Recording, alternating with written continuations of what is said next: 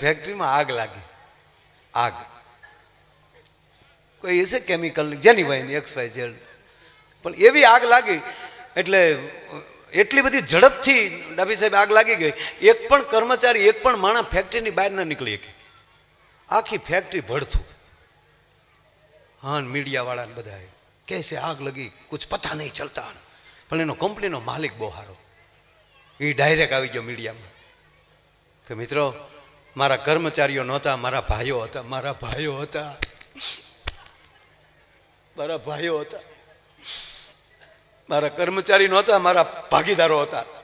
હું આલી ડિક્લેર કરું છું, એનો સરકારી વીમો પેપર ઉપર જે મળવાનો છે કાયદેસર તો મળશે જ, પણ કંપની તરફથી જેટલાએ જાન ગુમાવી છે એના ખાતામાં 51 લાખ રૂપિયા નાખી દઉં છું.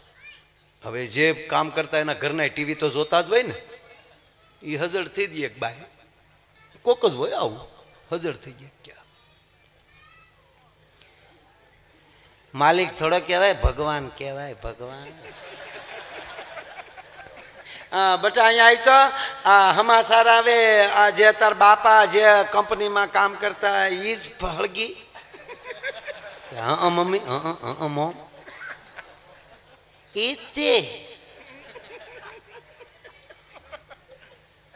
મનમાં થવા મળ્યો ખાતામાં 51 લાખ આવે. હવે 51 લાખનો બાપુ હરખ રાખવો, ઈ દબાવીને પાછું રોવું કેવું અઘરું થતું છે. બેઠી બેઠી ભગવાનની મરજી હોય એવું થાય, એમાં થોડા કોઈ બાપનું હાલે. બાપા વિધિના કોઈ ન ફેરવે આંકડા, માણસ એ દુઃખ તો થાય. બટા લાય તાર બાપાનો ફોટો, આગળ જરૂર પડશે. છોકરે ફોટો આપ્યો, પણ ફોટામાં પોપટભાઈ ઓલી માખ્યું બે બેન કાળી ટીલિયું પડી ગયેલી. એ બેને ફોટો,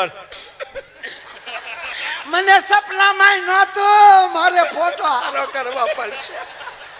એ ભગવાન એને આંખમાં શાંતિ દેજો.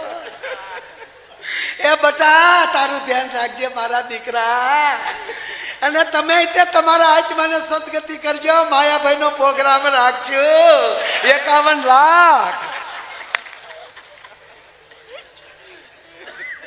હજી બિચારી આમાં ફોટો સાફ કરતી જાય ને ધોતી જાય, ત્યાં દરવાજે ટકોરા થયા. એમ નહીં, એમ નહીં, એમ છે. બેને ફોટો મૂકીને દરવાજો ખોલ્યો, તા તો ઘૂઘુ ઉભો ઉભો માવો છોડતો હતો. બોલો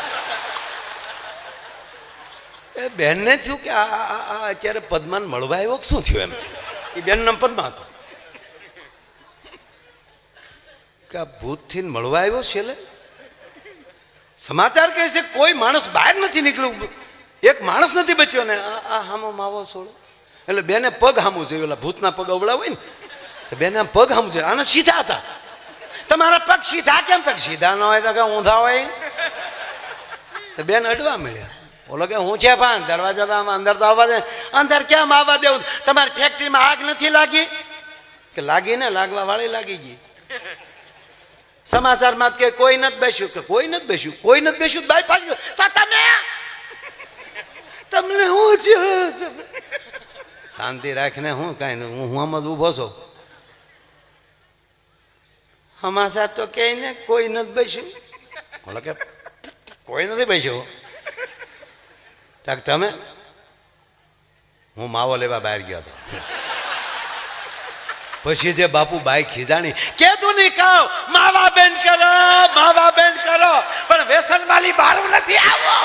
કારણ કે માવો 51 લાખ નો છો સાહેબ. આ એની વાતું ન રહે બાપ. હે